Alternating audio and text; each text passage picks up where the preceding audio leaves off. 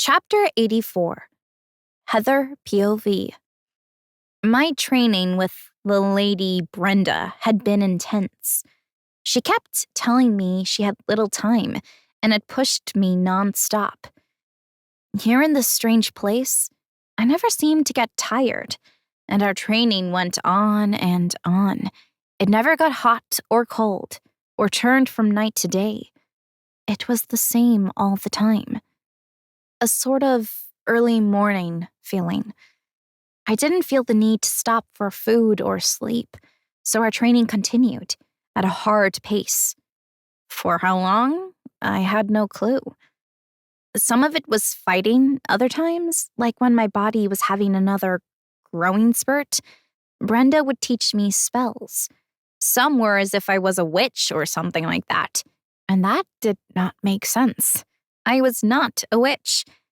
And then there were more types of healing, or porting. I could move from place to place with just a thought. And I loved that part of it. The things she showed me, I thought were fanciful, and still did not fully believe any of what she was teaching me, that it could be real. I thought I was dreaming.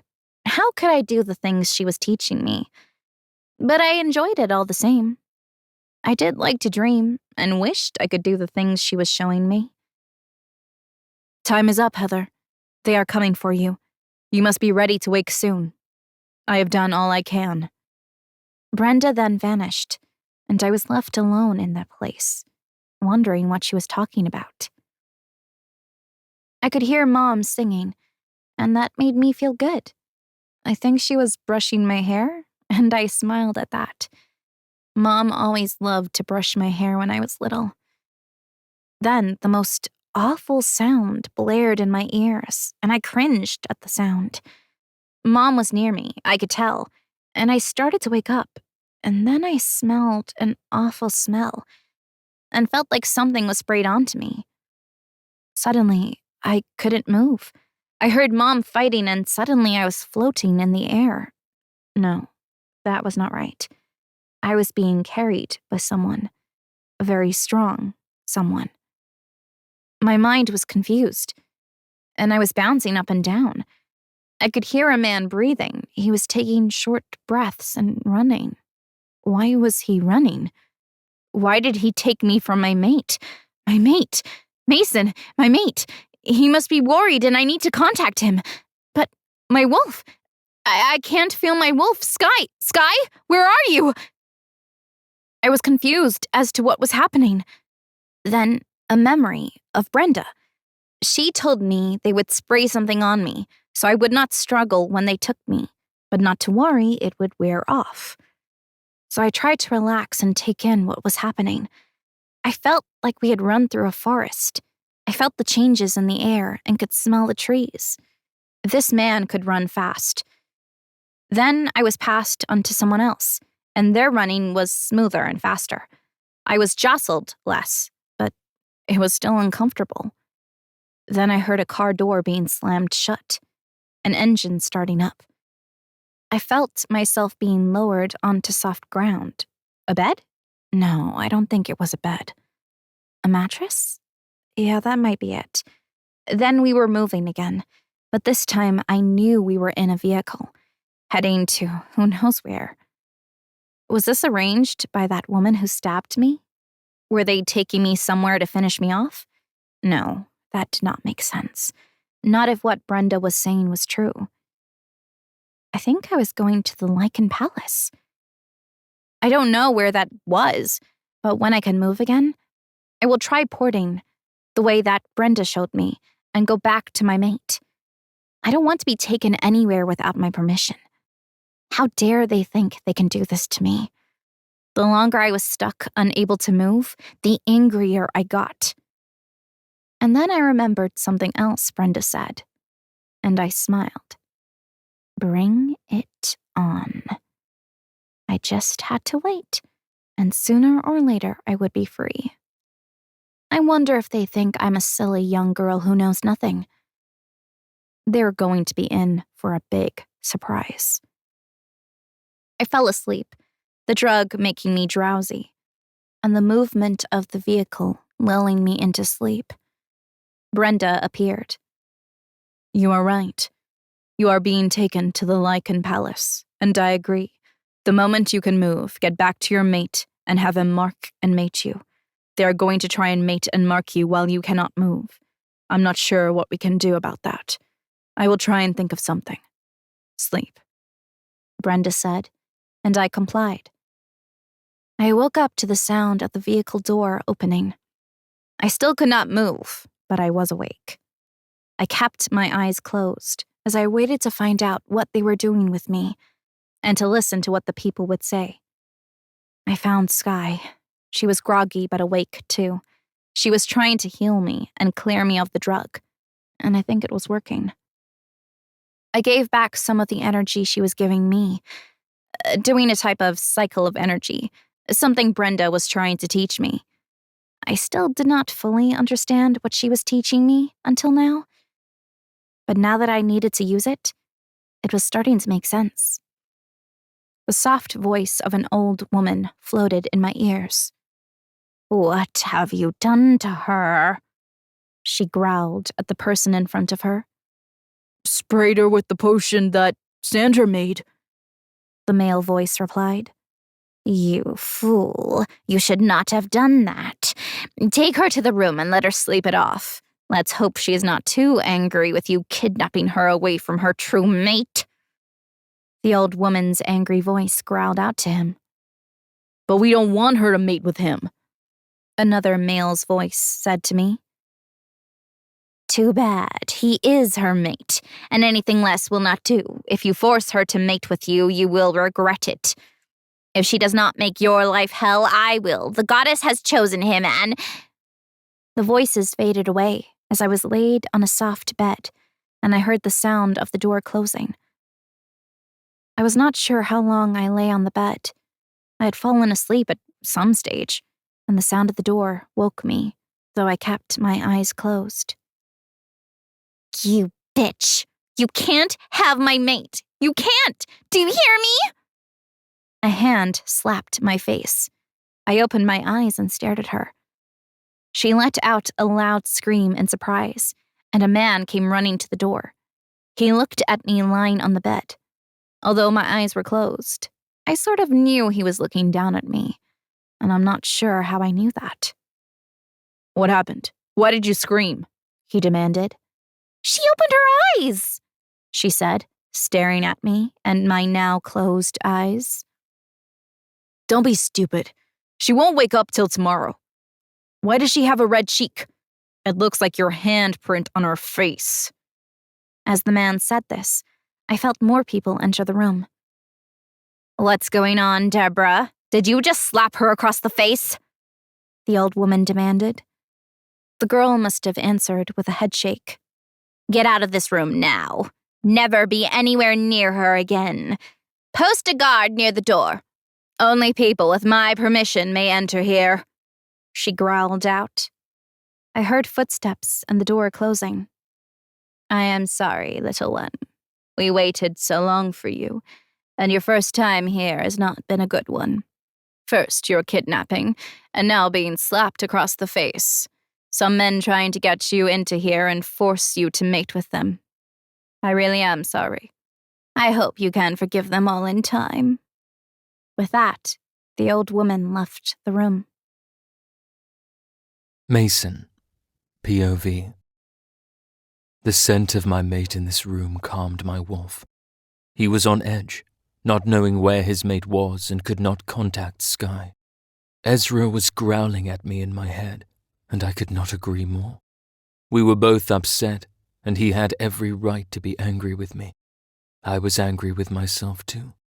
This had been a really hard few days, and I'm really drained. I know I should be out there hunting down who drugged Dad and Mum, and to finish finding out whether Dad got to speak with that staff member's family. Maybe they are the ones that drugged Mum and Dad. That is, if they were drugged.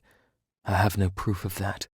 A soft knock on the door told me someone other than my family was knocking. Whether it was Dad or Mum or even one of my brothers, they knocked very loudly and most likely just walked in without waiting for my approval. "Come in," I called to the person on the other side of the door. The door slowly opened and I got the scent of Jane. Soon her head peeked in and her face, though sad, tried to put on a smile, but failed miserably. "Can I come in, please?" she softly asked, and I nodded and watched her approach the bed. I sat up and leaned back on the pillows.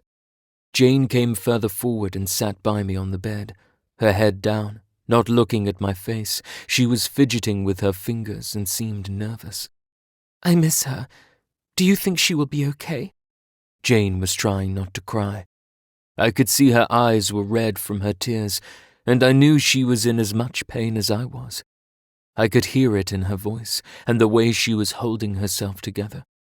I think one wrong move on my part and she would burst into tears. Heather is strong and resourceful. She will find a way back to us, and sooner than either of us think. I answered with as much confidence as I could muster, not wanting to see I had as many questions as she did. We know very little about the lichens. Jane chuckled and agreed with me. "Heather is a very resourceful girl. If anyone could get out of this pickle, it would be her. She had managed to pull us out of a bind more than once. Her ability to think on her feet often had astounded us. She is one special girl, that one." We sat in comfortable silence for a while, enjoying the peace our last comment gave us, and a new type of bond was forming between Jane, my future mother-in-law, and myself. "I came here because this room holds her scent the freshest, and I felt the need to be close to her at the moment. I don't know why, but I just needed to be in this room." "Don't worry. I understand what you mean. I came here to lay in her scent and let it calm my wolf," I replied, understanding completely. "Has your wolf been able to talk to Heather yet?" Jane sounded hopeful, and it saddened me a little to tell her no. "Sorry. Have you told Ben she is gone?" I asked, wondering how that man would cope. He idolized that girl. "Yeah, I told him. He would come pick me up later. Said no point in staying here now she is gone." Jane looked sad, her eyes wet, but she refused to let the tears run down her face. "You can stay, you know. If she comes back or we get news, you don't have to leave," I encouraged her. "Ben would prefer I was at home. We have other pups to consider, and I have been away from them too long already. But it was kind of you to offer," Jane said, this time and with a genuine smile. "Yes, your pups would be worried about Heather. Do they know she is gone?" I was not sure what to talk about. All subjects at the moment felt sensitive. "No, we thought we would wait till we were home to talk to them face to face, but I doubt her twin sisters would be too worried. They are too wrapped up in themselves, though her younger twin brothers, when they hear about it, they will be devastated. They idolized her. She taught them so much and had patience with them that no one else could. She used to tutor them through school and help get their grades up to a high level. We are proud of how well they are doing, and it is all because of Heather and her ability to teach them. When no one else could, she never gave up, trying different ways to help them remember stuff, like using their favorite computer game as prompts. It worked well." Jane was enlightening me on some things I had no idea about, and was glad she was willing to share with me. "Hey, she is still alive, and Heather will be back to tutor again," I said, when it suddenly occurred to me, like we were talking as if she was dead. "Oh, I'm sorry. That did sound bad. I was just reminiscing, and I agree she will be back, one way or another. I have no doubts about that." Jane held up her hand as if in surrender, and I chuckled at her. Another knock on the door had Jane stand up and walk over to it. Without thinking, and I smiled at her retreating back as she headed to the door. She was on autopilot, not really thinking if she should open the door or not. "Hi," she said, and I knew it was Ben. "Any news?" he asked, still not entering the room. "No, not yet, but we will hear soon, I'm sure of it," Jane answered. I heard what sounded like a kiss, and I was glad they had each other for comfort and support. "Let us know if you hear anything, please," Jane said, and Ben waved, and the door closed, leaving me pondering whether to get up and hunt down the perpetrators or stay a little longer and enjoy my mate's scent while it was still strong. The next knock was Dad. I got out of bed and walked to the door and opened it, moving aside so Dad could enter. "Son, I am so sorry about earlier. I just could not get my brain to function correctly." He sounded frustrated with himself. "I know, Dad. You were drugged. Your eyes were dilated and you were slow to react. Nothing like how you would normally be. Someone on the inside knew about the kidnapping and drugged you. I'm sure we need to check the footage and see when it happened. Like, was it when we were outside, looking at the car, or was it whilst in the castle?" I said, and Dad's eyes widened in shock. "Drugged? I'm so glad you noticed. I thought something was wrong with me, and maybe stepped down earlier than planned." Dad did look relieved at my suggestion of being drugged, and then got angry. "Come on, get out of that bedroom and let's look at the footage. We need answers." Dad all but growled out at me. "Dad, did you talk to the parents of the maid that was poisoning the water and spraying the bed with wolfbane?" I asked as we headed to the security room. "Yes, the girl is dismissed and the family have returned to their pack. They were full of apologies and were glad that Mother and Pop are all okay now. They left before all this happened, so it could not be them." We stepped into the security room. The guys turned their heads to see who had entered and almost tripped over themselves trying to stand and tilt their heads in submission. It took everything in me not to laugh at them. "Show me the recording of the woman being thrown out of the car," Dad demanded, and soon the screen showed. The car arrived, the body was thrown out, and then we all rushed outside, and Dad and Mum were next to an old woman I did not recognize, and she dropped a bottle on the floor and sprayed onto Mum and Dad's legs. It looks like they hardly noticed the incident. "Good pickup, son, though I do not recognize the woman. Do you? Can you please enlarge the image of the old woman who dropped the bottle?" I ordered, and the woman's face came on the screen, and it was no woman at all, but a boy dressed up like an old woman. "The Lycans had all this well planned, taking you out of action, so you would not be able to do any fighting inside the castle. They were well organized. Do you think they had anything to do with Heather being stabbed?" "No, Dad. I doubt that very much. The body was tortured. No way would they do that if the woman was part of their plans." I left Dad a little while later, after discussing the drugging, and there was little we could do about it. I suggested he and Mum see the doctor and make sure it was completely out of their system. I returned to my bedroom and removed my shoes, went to the bathroom and emptied my bladder, and came back to the room. Something was drawing me back here, to wait here, and I had no idea what.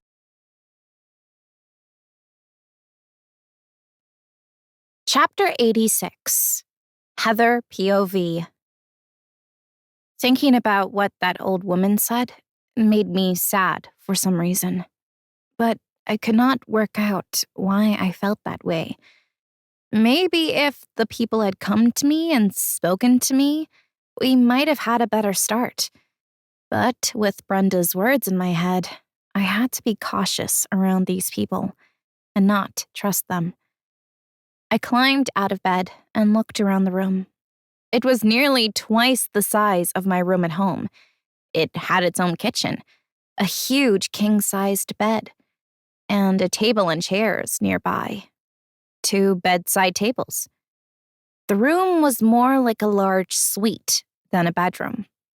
It had more than one room to it, and if I had been there under different circumstances, I might have liked the room.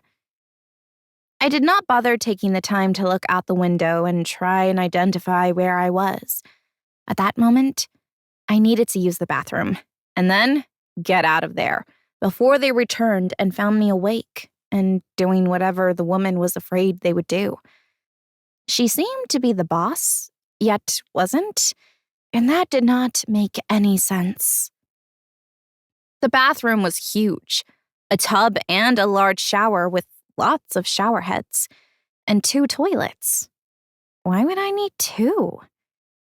I sat and voided my bladder, and as I finished pulling up my pajama pants, I heard the door open to the bedroom, and some men's voices commenting that I was awake and not in the bed, and most likely in the bathroom, as they had a guard outside my door, so I could not have left that way.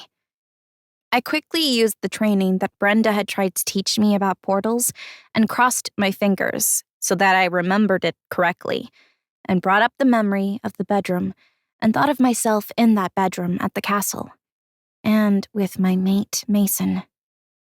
Suddenly, everything went dark, and it felt kind of weird. And I felt like I was floating in the air. Colored lights appeared and danced around me. It was very pretty, and if I was not so scared, I might have enjoyed it. Then, when my eyes adjusted back to normal, I was relieved to see that I was in my room. The next thing I knew, I had Mason lifting me up and swinging me around in circles, and the tingles that ran through my body were not just from the mate bond, but from my happiness to be home. And that had worked. I had made it back, just like Brenda had said I would, and I couldn't have been happier. Kisses peppered my face, my neck, and lastly, my lips, and I melted into my mate's arms. When he had enough, he pulled back and looked at me, touching my hair, looking at my body, trying to take me in, as if he did not believe I was there. "You're still in your pajamas," Mason said, and I laughed at his comment. It was not exactly the first thing I had expected to come from his mouth, and he frowned at my laughter. "What's so funny?" he asked indignantly. "Yes, I am still in my pajamas. I only woke up a little while ago, long enough to climb out of the bed and pee," I said in a serious tone, which had Mason's eyes widen, and then he too laughed at me, and we chuckled together for a bit. I loved being entwined in his strong arms and feeling his body warmth, and the feeling that this was where I belonged, in Mason's arms. "How did you escape? One minute I was here on my own, and then I turned around and you were standing there, staring at me," he asked in wonder. "A gift. I'm a lichen, as you can see by my changes, and for some reason I have the ability to do a few things," I replied, not wanting to say too much yet. "Thank you for returning to me," he whispered in my ear. "Well, you're going to love the next part then," I whispered back and nibbled on his ear. "What's the next part?" he asked, nibbling the back of my ear and talking in a whisper. "Mate and mark me now, before they come and get me again. They won't leave me alone in the bedroom next time," I answered, concerned that they could be here at any moment to try and take me against my will. He pulled back and looked at my face to see how serious I was about marking and other matters. "Are you sure?" he asked, still not believing what he had heard. "Yes. Go lock the door and come make me yours," I replied, not moving until he was ready. I was more than ready, since Brenda and that lady both said the same thing in a slightly different way. I needed to get my mate, the one I wanted, to mark and mate with me. I did not need to say it again. Mason rushed to the door and locked it, and was peeling off his clothes as he returned to me. By the time he reached me, he had removed his shirt and was hopping on one leg at a time as he removed his pants. He already had no shoes on. I guess he had been lying on the bed. He almost fell onto me as he managed to get his foot out of his pants and stood up, looking at me from the bottom to top. "I think you have too much clothes on." "Why haven't you started to strip?" he asked, and I laughed at him. "I thought you might like to remove them," I answered coyly. Mason wasted no time on acting on my suggestion, and I wondered if he really was a playboy in the past, as he was all thumbs as he struggled to undo the buttons on my pajama top. But once he had the top off and could see my breasts, He showed me his playboy skills.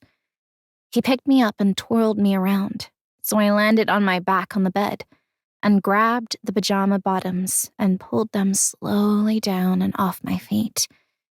He made his way up my legs, placing soft kisses on the inside of my thighs, and wiped his tongue across my vagina and flicked at my nub, making me jump with unexpected pleasure.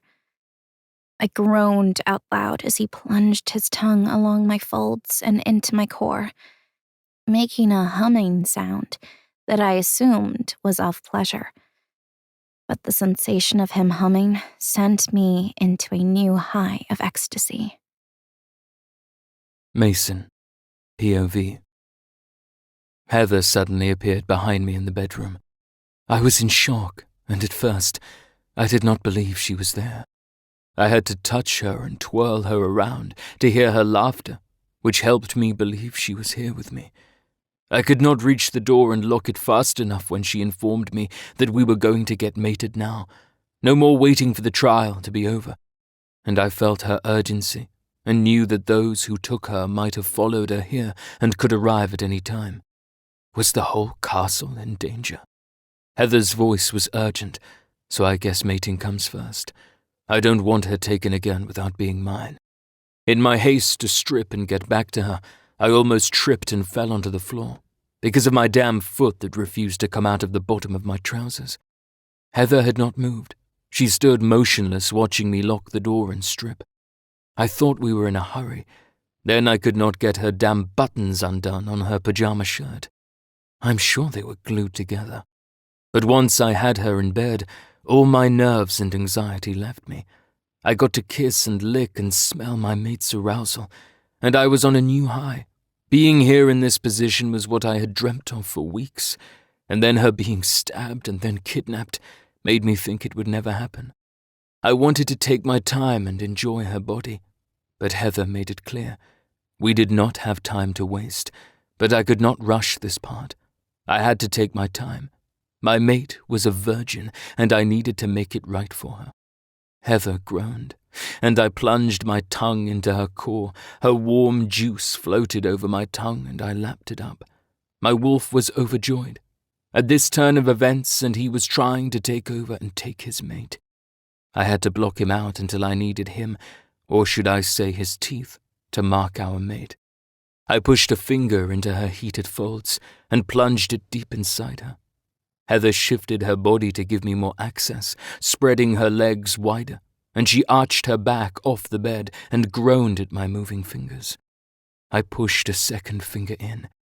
This woman was tight, and she growled at me as I tried to stretch her a little more, hoping I could stretch it enough that it would not hurt too much once I thought she was ready to accept my hard erection into her core. Heather moved against my fingers, trying to get friction against her core and pushing to reach the orgasm she was close to, even if she did not recognize what she was striving for. Heather's eyes popped open in surprise as her womb started to clench on my fingers inside her, as her first orgasm rolled over her. I smiled at her, knowing it was most likely she had never had an orgasm caused by someone else's hand. I was not even sure if she had ever used her own hand to reach this level of pleasure. Her face beamed with delight at what had just transpired. I shoved my face between her legs and laps at her tender folds, feeling her jump every now and then when my tongue moved over a tender spot. Heather started to build up again with need, and I knew it was time. I could do no more to prepare her for the coming insertion. Kissing my way up her body, sucking and biting her nipples, giving each some attention, before kissing her neck and finally finding her lips. I pushed my tongue into her mouth, sharing the taste of her juices with her.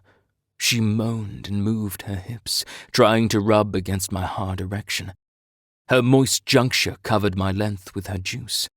I positioned myself over her entrance and looked her in the eyes. She gave me a nod, and I entered her moist core with one hard thrust, thinking if I went slowly, it would prolong the pain. She gave out a loud gasp of air and closed her eyes against the intrusion and froze in place. I was deep inside her, and I waited for her to adjust to my length, that throbbed with need of its own inside her. I waited for some sign she was ready to continue. My arms were holding me off of her body, as I waited, not wanting to swash her while I waited. It did not take long for her to be ready. It just felt like a very long time as I held myself in place. Heather took a few long breaths before she opened her eyes and looked at me, and groaned as she tilted her hips and ground herself against me, my dick twitching at her movement. "You ready to become mine?" I asked as I leaned down and placed a gentle kiss on her nose. "Please," she begged and ground herself against me again. I could wait no longer, and I pulled out of her. She whimpered as I withdrew most of my length from her and then plunged deep inside her again. It was not long before we were both sweating from the rhythm we had found as I withdrew and plunged back in, and she thrusted her hips up to meet me in the middle. She was close to an orgasm. I could feel it. I lowered my head and let Ezra come forward and extend his teeth. He sniffed and licked her neck and then sank his teeth into his chosen place, and I felt Heather's orgasm explode. She screamed out my name, and then I felt her teeth sink into my neck, and my orgasm erupted and sent my seed into her, filling her up, and my wolf was excited that maybe soon he would plant a pup into our mate. I thought it was a little too soon to be thinking of pups, but my wolf, the horn dog, was always thinking of a way to get his mate with a pup. "We need to talk to her about that first, buddy," I said to Ezra, but he ignored me. When we both had finished and our teeth had retracted, and Ezra had retreated back to where he should be, I was suddenly filled with her, a feeling of her emotions, and it was as if she was part of me now inside my head, and I felt content. Heather moved under me, and I lifted myself up onto my elbows again, concerned I may have squashed her as I had collapsed onto her when I spent my seed inside her. But she was not trying to get rid of my weight. She was rubbing herself on me again, and I wondered if she was after another orgasm. "What is up, my love?" I asked as I kissed her cheek, and then found her lips before she had a chance to answer. Then, as if a floodgate was opened, I felt all her past fly into my mouth as we became a different kind of one. I was not sure what this was. This joining was not like what I had heard about in our training or from others that had taken a mate. The first part was what I had expected, a feeling of her inside of me, and a joining of our souls. But this sharing of our life was not something I had expected. I got more than I expected as I received the history of the lichens and the training she had from Brenda. I took a raspy breath as more and more information filled my mind, and I had to close my eyes against the onslaught and information overload. "Heather, what are you sharing with me?" I asked in a soft voice as the information slowed. "It seems when we mated, we triggered something. I'm not sure. I will ask Brenda later, as I got lots of information rushed to me too. Let's just enjoy each other in this moment together and worry about this information later. I need to feel you. Could you block your mind and make a sort of box to put the information in, so the information can continue doing what it needs to do, but not interrupt us, like we do when we block out our wolves?" Heather asked, and I tried to do as she had suggested. It was a little more difficult than I had expected, but after a few goes, I had managed to push the onslaught to one side and make it into a sort of box hidden in my mind. I labeled the box lichens, so I would know what it was. This was all new to me, and I was not sure what I was doing was correct, but what I managed to glean so far, as I would become a lichen too, and soon. Tack. Mason, POV. Mating with Heather was better than I expected. The best sex ever. And I don't mind admitting I have experienced having had many women before her. Maybe it was because she was innocent, and taking her virginity made it more alluring, and my mate made it better. But whatever the reason, I can't wait to do it again. My wolf was over the moon, glad we had our mate at last, and all the excitement of being mated and wanting to get cleaned up and cuddle her. I went to climb out of bed, but my head started to throb, and I felt the world was spinning.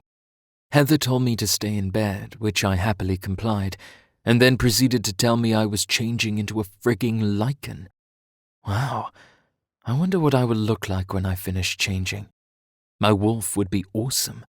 Heather was worried I would die, as most wolves can't handle the change, but my wolf is the best and strongest, stronger than my brother, so I was not worried, and to be with Heather I could have risked it anyway. But if I died, would she? Before I had a chance to ask any more questions, everything was black at first, and slowly I could see colours, and was looking around a place that appeared like a mirage, moving and floating in and out of focus. I rubbed my eyes, but still everything stayed the same. I could not bring anything into clear view. It gave an eerie feeling of being here, but not here. Now that does not make sense, but then nothing does here at the moment. Everything had a distorted appearance and nothing made any sense. It felt like I was in a mirror maze.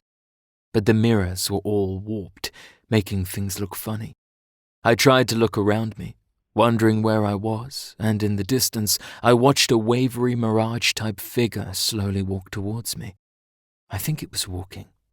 Either way, it was coming closer. As it got near enough, I could make out that it had a woman's shape, and it was floating, not walking, but the figure was still a blur. "Hello, Mason," the garbled voice greeted me. "Hello?" I replied, and it sounded more like a question than a greeting. The mirage chuckled at my response. It was not a female voice, but it was not male either. It was like that sort of distorted garble, making it very odd. "Welcome to my little world," she said. Yeah, I'm calling it her, as she had a lovely woman's shape. "Where am I?" I asked, hoping to at least get an idea of what was happening. "Here you will change into your lichen. You will be tested to see how strong you are. But be warned, your strength being tested is not your muscles." The blurry figure faded away, and I wondered what strength she was talking about, if not muscles. Another blurry figure arrived, slowly floating towards me. This time it appeared to be a male with a female on his arm. When it got close enough, it looked like my Heather was on his arm. I let out a loud gasp as I watched her float towards me beside that man. It sounded like she was giggling at whatever he was saying.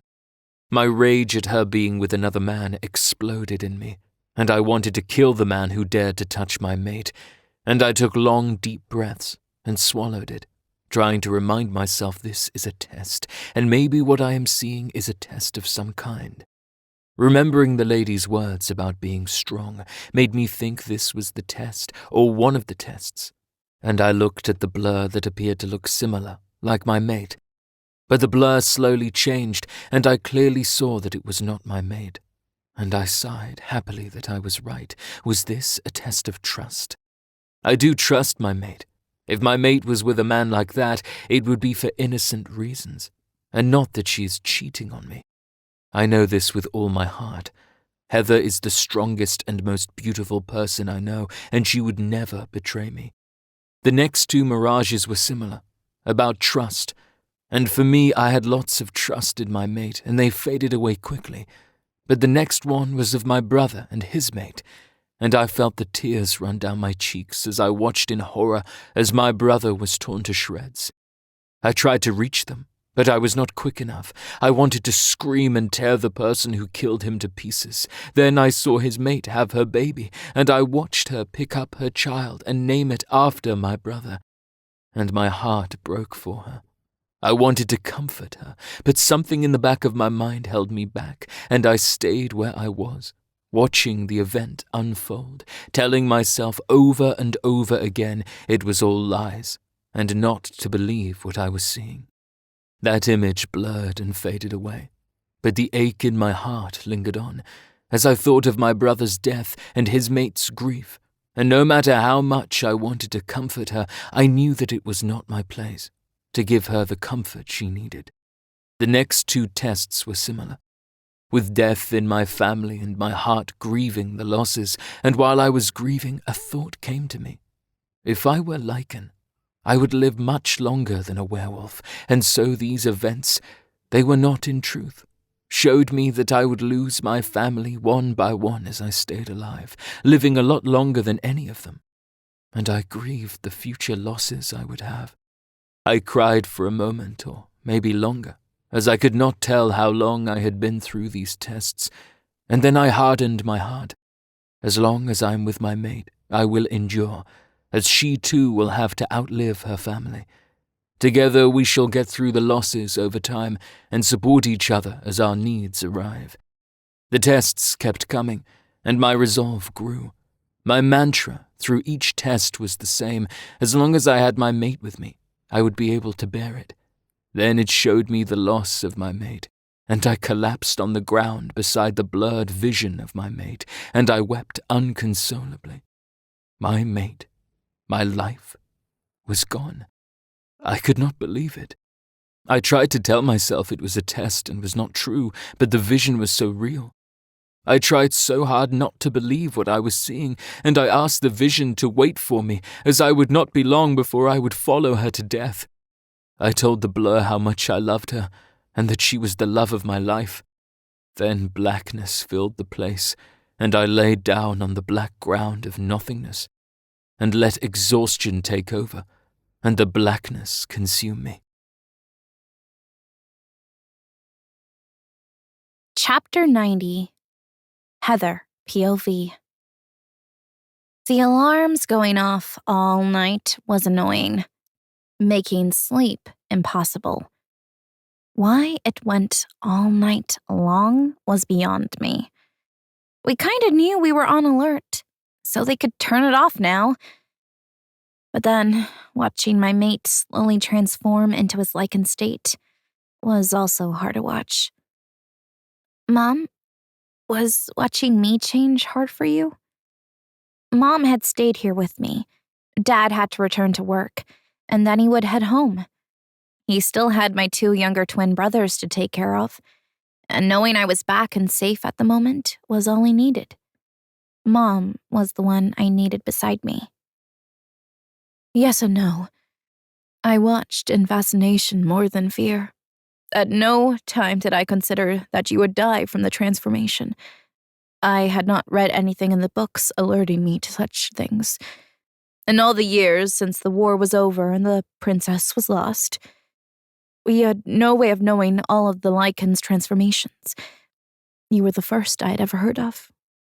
Mom replied, as we watched together Mason change a little bit more. He had grown over a foot in height. I think he was 7 feet tall now. His chest is huge, his chin more pronounced. Do you still have a wolf, or do you stand on 2 feet, like in the storybooks? Mom seemed to be rambling, and I was grateful for it. I have a very large wolf, and I don't run on 2 legs, I replied, as I stared at my mate. He was twitching, and a tear ran down his cheek. It made me a little unsettled at the sight. Mom leaned forward and wiped the tear, looking up at me with a frown. He looks to be having a hard time. I wonder what is happening to him. During his transformation, you said you were in training with a woman, but what would Mason be doing? Surely he is not in training. Mom asked a rhetorical question, not really expecting me to answer, and I was glad about that, because I had no answer for her. I had no idea. I just hoped it was something he could cope with. I was almost in tears myself, watching that tear trail down his face. Suddenly, the alarm stopped blaring, and Mom jumped up and ran to the balcony window and looked outside. And I wondered why she ran there. Mom? I called to her. They came through the balcony last time and took you while I was fighting one of the men. I was just checking that no one comes up this way again. Mom made sure the balcony was locked and closed the curtains. then came back to sit back on the bed. Well, if they come here now, I'm ready for them. I have a few tricks up my sleeve, and their stupid spray will not work on me this time. I growled out as I stroked Mason's hair out of his eyes and softly kissed him on the lips. There was a knock on the door, which had Mom rushing over to answer it. The king walked in and stared down at his son and the transformation he was reaching. How is he doing? He asked. I watched him approach the bed and look at his son with love, and I knew he really did love and care for Mason, and it was hurting him to see him like this. New clothes? You can see he has grown. He's going to need new clothes. We're not sure if anyone in the castle has anything that would fit a 7-foot man, Mom replied flippantly. Zoran looked at Mom for a moment before shrugging and looking back at Mason, and I watched him lean down and kiss his cheek. As you've noticed, the alarms have been turned off. Time to get some sleep. But the guards have tripled, so no need to worry. We have every camera on and extra men watching the screens. If anyone enters the perimeter, we will know. We won't be caught off guard a second time. Zoran brushed his fingers through Mason's hair and smiled at him. Thank you, I said, and meant it. That noise was giving me a headache. He's looking really good, isn't he? I'm looking forward to seeing the final result. And with that, Zoran gave Mason another kiss on the cheek and left the room. Well, that was nice of the king to personally come and let us know about the alarms. Would you like to get some sleep? I can watch Mason. Mom offers kindly. No, you get some sleep. I'm wide awake. I don't want to miss a single change in him, I said, and looked back at his face, and was glad no more tears were streaking down his face. Mom grabbed a blanket and pillow and lay down on the sofa, and I smiled at her feet dangling over the edge. I remember when I was young, finding Mom asleep on our sofa in our lounge room, waiting for Dad to arrive home after a night out on patrol. Mom always had trouble sleeping when Dad was out on night patrol, and she would go to the lounge room and lay down on the sofa. Sometimes she slept, but more often than not, she would just lay there, like now. And I was wondering if she would sleep or just lay there for a few hours and just rest. How much time went by, I was not sure. The sun was now sending a long, thin line along the carpet, where it managed to break through a slit in the curtain. Mason did not move or cry again, though he did stop growing in height and his features stopped changing. I hoped that meant he would wake up again soon. At least he had made it through the night, and that was a good thing. And so far, no sign of the lichens, which made me glad. We were about halfway, and depending on Mason, it could be closer to finishing. Brenda had said up to 24 hours, so we could wake at any time. I was trying to be optimistic and hopeful, but I will take anything that will get me through this.